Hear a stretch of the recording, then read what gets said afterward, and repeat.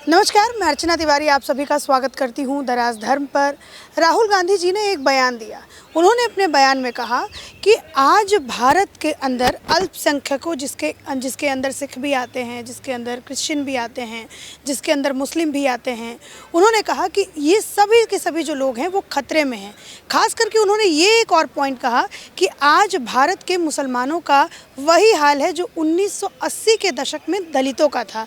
तो मेरे मन में एक सवाल आया कि 1980 के समय सरकार किसकी थी, और मैंने सोचा कि चलिए आइए मुस्लिम वर्गों से जाकर के बात करते हैं, थोड़ा समझने का प्रयास करते हैं कि आखिर देश का मुसलमान जो है वो आज किन हालातों में है। क्या राहुल गांधी जो सवाल उठा रहे हैं उसमें कोई सच्चाई है या फिर वो पूरी तरीके से राजनीतिक टिप्पणी आप कह सकते हैं। तो आप सभी लोगों का बहुत बहुत स्वागत है। मैं इस पार्क में जब घूमने आ रही थी, यहाँ पे जब मैं ऐसे गुजर रही थी तो मुझे ये लोग टकराए, तो मैं इन लोगों से थोड़ी सी बातचीत करूँगी। भाई साहब, आपका नाम? मेरा नाम आतिफ रशीद है। आतिफ जी, आपने राहुल गांधी का वो बयान सुना जिसमें कह रहे हैं कि 1980 में जो दलितों का हाल है आज वो मुसलमानों का हाल है। किन हालातों में हैं आप लोग? देखिए, ऐसा है कि मैं ये समझना चाहता हूँ कि असल में राहुल गांधी जी ने किस संदर्भ में ये बात कही है। अगर वो ये कहना चाह रहे हैं कि आज हिंदुस्तान का मुसलमान बहुत बुरी स्थिति में है, तो क्या 1980 का दलित बहुत बुरी स्थिति में था? और अगर वो ये कहना चाह रहे हैं कि 1980 में जब उनकी सरकार थी तो इस देश का दलित बहुत अच्छी स्थिति में था, तो स्वाभाविक आज का हिंदुस्तान का मुसलमान बहुत अच्छी स्थिति में है। मैं देखिए उनको केवल एक बात कहना चाहता हूँ राहुल गांधी जी को, कि राहुल गांधी जी को भारत की धरती पर तो उनकी बात सुनने वाले मिल नहीं रहे हैं। संजय राउत जी भी कह रहे हैं कि भाई ये भाड़े के टट्टू नहीं है, विदेशी धरती पर भाड़े के टट्टू नहीं है। इसका मतलब भारत की धरती पे उन्हें भाड़े के टट्टू बुलाने पड़ते हैं राहुल गांधी जी को सुनने के लिए। मैं केवल उनको इतना बताना चाहता हूँ कि जिस कश्मीर में राहुल गांधी जी बाई रोड गए हैं, उनके पूर्वजों ने कभी सपना भी नहीं देखा था कि वो कश्मीर में बाई रोड जा सकते हैं। वहाँ के कश्मीरियों से पूछिए, हिंदुओं से भी और मुसलमानों से भी, सबसे पूछिए। उन्होंने 80 के दशक में जिस मिलिटेंसी को, 90 के दशक में जिस आतंकवाद को, जिस दहशतगर्दी को वहाँ के हिंदुओं और मुसलमानों ने झेलिए, उसके चलते वो रोड इस लायक नहीं थे कि राहुल गांधी और उनकी बहन वहाँ पर उससे बर्फ़ से खेलती भी उन रोडों से निकल सकते थे। आप चुटकी ले रहे हैं उनकी इन बातों का? बिल्कुल चुटकी ले रहा हूँ मैं। आज राहुल गांधी जी जिन रास्तों पर बर्फ़ से खेलते हुए गए हैं ना 80 के दशक में, उन मुस्लिम इलाकों में, वहाँ पर जब कोई मुसलमान घर से बाहर नमाज़ पढ़ने के लिए निकलता था तो वहाँ आतंकवादी उसे गोलियों से भून दिया करते थे। कोई हमारा कश्मीरी पंडित पूजा करने के लिए या तिलक लगाकर अगर बाहर आ जाया करता था तो आतंकवादी उसको गोलियों से भून दिया करते थे। क्या वो उस 80 के दशक के कश्मीर की बात कर रहे हैं? तो हम फ़ख्र से कह रहे हैं, हम बड़े गर्व के साथ ये बात कह रहे हैं कि आज हिंदुस्तान का मुसलमान उस 80 के दशक जैसे दौर से नहीं गुज़र रहा। आज हमारी शिक्षा की स्थिति, आज हमारे रोज़गार की स्थिति, अगर आप 1980 के आंकड़े उठाएं और 2014 के बाद के आंकड़े उठाएं तो वो बदले में हैं। आज आप उत्तर प्रदेश में चले जाइए, मैं आपको अपने मोबाइल की एक वीडियो आपको ज़रूर दिखलाना चाहता हूँ, और वो वीडियो बहुत साफ़ नहीं है हालांकि, लेकिन ये अभी 2-4-5 दिन पहले मुझे मेरे सहारनपुर से एक मित्र मिले। मैंने उनसे पूछा कि आपको कैसा लगता है। ये देखिए, ये मैं आपको, ये देखिए, इसको दिखलाइए आप। ये मैं डिस्क्रिप्शन में डाल दूंगी, आप मुझे इस वीडियो में जो है वो मुझे बता दीजिए, मैं डिस्क्रिप्शन में डाल दूंगी। देखिए, ये एक मुसलमान की अंदर की राय सुना रहा हूँ मैं आपको। मुसलमान ये कह रहा है कि आज उत्तर प्रदेश में योगी आदित्यनाथ जी का राज है, और योगी आदित्यनाथ जी की सरकार में लोग ये आरोप लगा रहे हैं कि मस्जिदों पर से लाउड स्पीकर हटाए जा रहे हैं। ऐसा नहीं है, लाउड स्पीकर हर जगह से हट रहा है, मस्जिद से भी हटता है, गुरुद्वारे से भी हटता है। मैंने उनसे कहा, अच्छा ये बताइए कानून व्यवस्था क्या है? कहने पिछले 6 साल में 95% कानून व्यवस्था संभल चुकी है। हिंदू हो या मुसलमान हो, हर किसी की बहन बेटी सुरक्षित है। आवास योजना में हर किसी को मकान मिल रहा है, रोज़गार सबको मिल रहा है। और इससे बड़ी बात, दिल्ली हो, उत्तर प्रदेश हो, हर जगह जब फ्री राशन दिया जाता है सरकारों के द्वारा तो हमारी जाति और धर्म नहीं पूछा जाता। मनमोहन सिंह की सरकार की तरह नहीं कहा जाता कि यहाँ के जो वसाइल हैं, जो रिसोर्सेज हैं, उन पर पहला अधिकार तो मुसलमानों का बताया जाता है। लेकिन जब वो अधिकार लेने के लिए खड़े होते हैं तो सबसे पीछे खड़े होते हैं। राहुल गांधी जी ने दरअसल इस देश को, राहुल गांधी जी ने और उनकी पार्टी ने इस देश को हिंदू और मुसलमानों में बांटा। फ़र्क सिर्फ इतना ही है 2014 के बाद कि ये देश हिंदू और मुसलमानों में बंटना बंद हो गया है। अब जो भी गरीब है ना, वो हिंदू है या मुसलमान है, उसके सर पर छत पहुंचाने का काम भाजपा की सरकार में हो रहा है।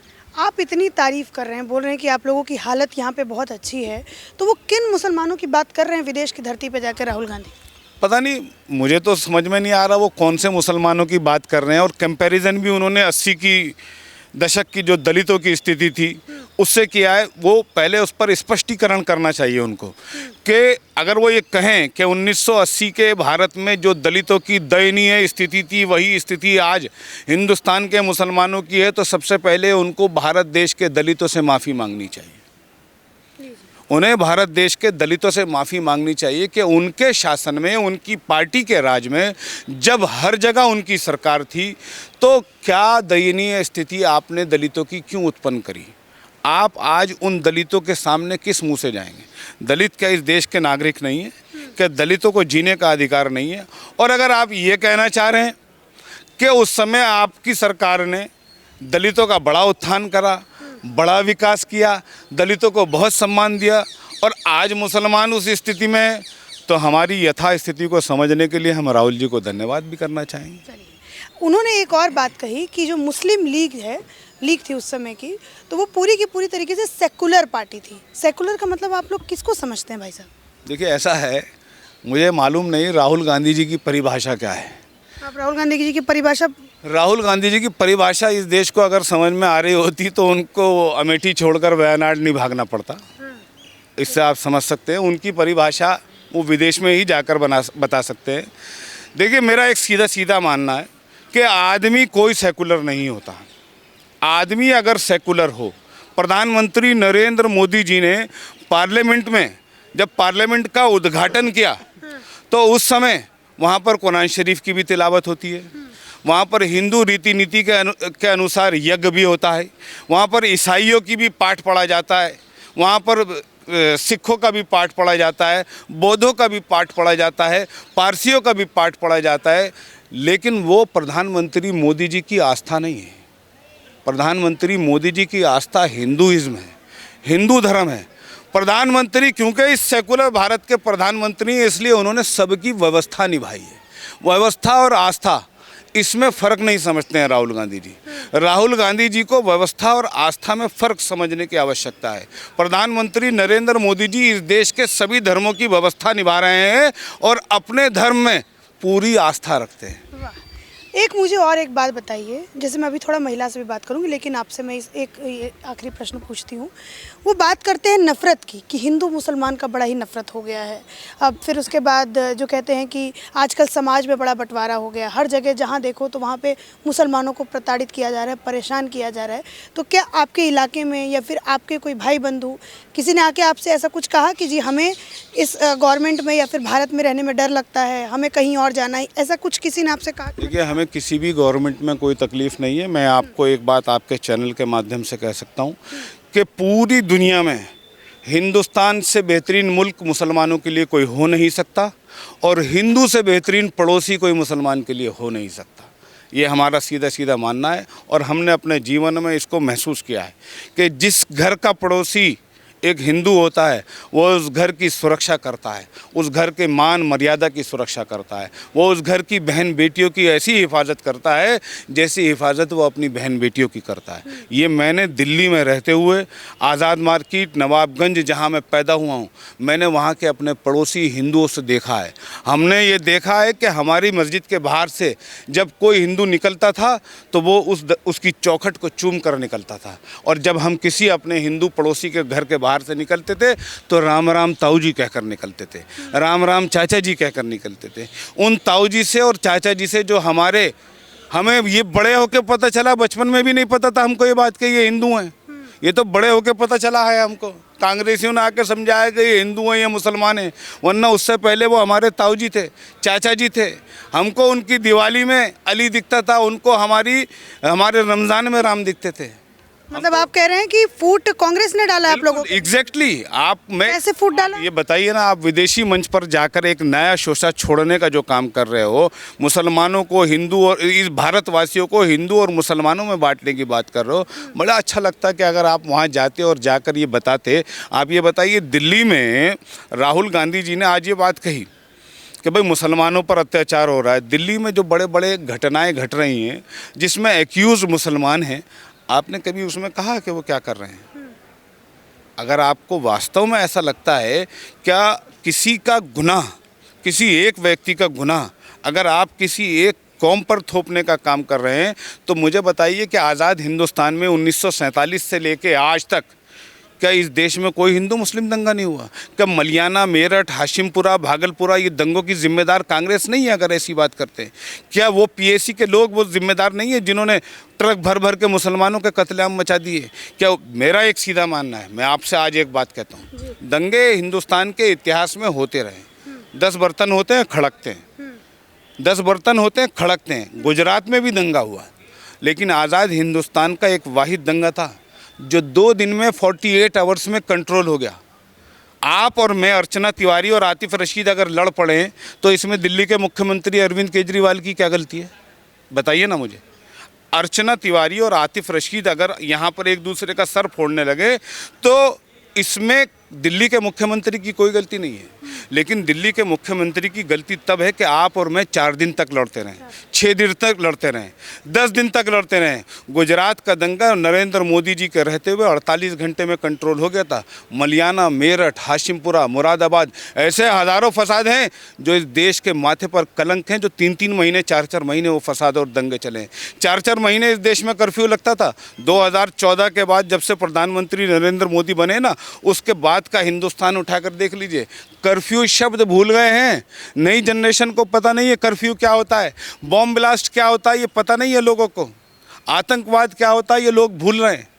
आपने अभी भाई साहब आपने बहुत अच्छा एक पॉइंट उठाया, लेकिन मैं आपके बातों में से एक, आपने साहिल का जिक्र किया, अक्यूज़ जो आपने बताया कि जो मुस्लिम अक्यूज़ था, ये क्या लव जिहाद जैसी चीज़ें सच में है या फिर ये जो घटनाएं सामने आ रही हैं उसका सच में एग्जाम्पल? क्योंकि कांग्रेस पार्टी कहती है कि ये तो बस ऐसे ही है, बस नफरत फैलाने की बात है।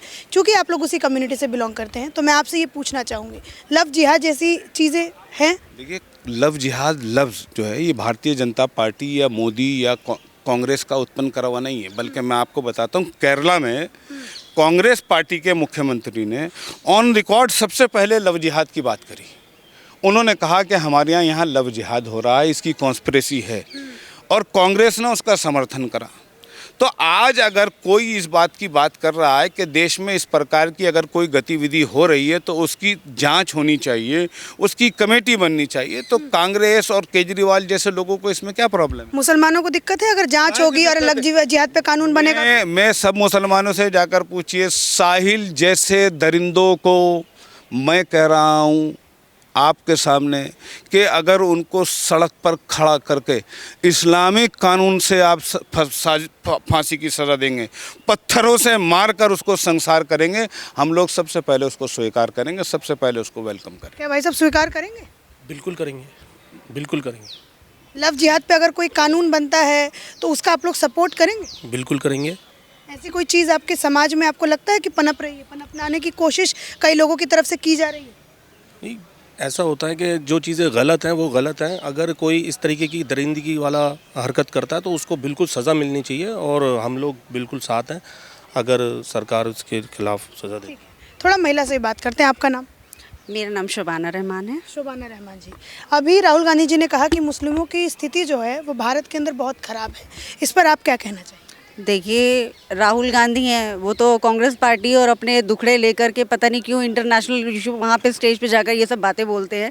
ये सब ऐसी कोई भी, यहाँ पर हम मुस्लिम हैं और भारतीय जनता पार्टी की 2014 से जब से सरकार बनी है, मुझे तो नहीं लगता ऐसा किसी तरह की परेशानी मुस्लिम्स देख रहे हैं। किसी तरीके की परेशानी कोई आके आप लोग को जबरन धमकाए, या फिर जो वो कह रहे हैं कि नफरतों के आड़ में आप लोग रह रहे हैं, आप लोगों को बहुत सारी दिक्कतों का परेशानी भारत के अंदर करना पड़ रहा है? देखिए, देखिए मेरी नज़र में तो 1% ऐसा नहीं है। मैं मुस्लिम हूँ और कांग्रेस के टाइम में एज ए मुस्लिम महिला मैंने ये अपना जो बचपना काटा है, उसमें तो मैंने हमेशा अपने जो बहनें, अपनी अम्मी, इन सबको दबा हुआ महसूस किया है। आज की डेट में मैं ऐसा महसूस नहीं करती हूँ। मुझे ऐसा लगता है कि हमारी जो महिलाएं हैं वो आज़ादी महसूस कर। आपने अभी कहा कि कांग्रेस के समय में आपने अपनी बहनों को या फिर आपने अपने बड़ों को दबा हुआ महसूस किया है, तो ऐसा क्यों? देखिए मुझे ऐसा लगता है इसकी जड़ ये थी कि कांग्रेस के टाइम में ना कुछ मौलाना और मौलवी, इन लोगों को ज़्यादा वैल्यू दी जाती थी। तो जो उन्होंने कह दिया बस उसके सिवा लेडीज़ को कुछ सोचने का, कुछ बोलने का, कुछ करने का हक ही नहीं होता था। बस वो वहीं पर ही दबी हुई थी। जो ऊपर से आ गया हुक्म उसके हिसाब से चल रहे ना, उनको किसी चीज़ की आज़ादी कहाँ थी। आज मुझे लगता है कि बहुत चीज़ों की आज़ादी है। एक खाली 3 तलाक आपको क्या लगता है छोटी सी चीज़ थी? लेडीज़ के लिए बहुत बड़ी एक इतनी बुरी प्रथा, कुप्रथा बोलिए इसे, तो उसमें तो पहले से ही वो आधी से ज़्यादा 75% लाइफ तो उसकी ख़त्म ही हो गई थी। ये चीज़ को ख़त्म करने का मतलब उन्होंने बहुत महिला को ताकत दी है, उसको सोचने की आज़ादी दी है, उसको फैसिलिटीज़ दी हैं। पढ़ने के लिए भी काफ़ी चीज़ें भारतीय जनता पार्टी जो मैंने देखा है, बहुत पढ़ने के लिए भी स्कोप आगे बढ़ाए गए हैं। और मतलब आज़ादी हर चीज़ की मतलब दी गई, आप महसूस करती हैं। अच्छा, ये जो अभी घटना घटी है, ये आपके साहिल वाली जो घटना घटी है, साक्षी वाली, जिसमें 16 साल की बच्ची को दरिंदगी से मार दिया गया, इस घटना पे आप क्या कहना चाहेंगे? देखिए ये कोई प्यार मोहब्बत में बस ये क्योंकि साहिल मुस्लिम है और वो हिंदू है, इसको बड़ा करके इतना दिखाया जा रहा है, ऐसा कोई वो मैटर नहीं है। उसको गुस्सा चढ़ा, ऐसे आप समझिए छोटी छोटी उम्र के लोग वो थे बच्चे, और इसको इस तरह का इशू बनाना मेरे को तो लगता है ये लव जिहाद का एंगल इसमें बताया जा रहा है, आपको लगता है ऐसी कोई चीज़ है? नहीं, ऐसा कुछ भी नहीं है। एक ये नॉर्मल, ये तो कह रही है कि लव जिहाद ऐसा कोई मामला ही नहीं है। उनको जैसा लगता होगा। ये तो मेरा, देखिए ये तो जांच का विषय है, जांच विषय जो इसमें आएगा निकल कर वो पता चलेगा उसमें। चलिए, ये मैंने आपको एक बताया कि यहाँ देश का मुसलमान जो है वो किन परिस्थिति में है, और राहुल गांधी जी को भी बहुत अच्छे से इन्होंने जवाब दिया कि आज हम किस परिस्थिति में देश के अंदर रह रहे हैं और हम पहले किन परिस्थितियों में रहते थे। और इसी के साथ मैं धन्यवाद करना चाहूँगी।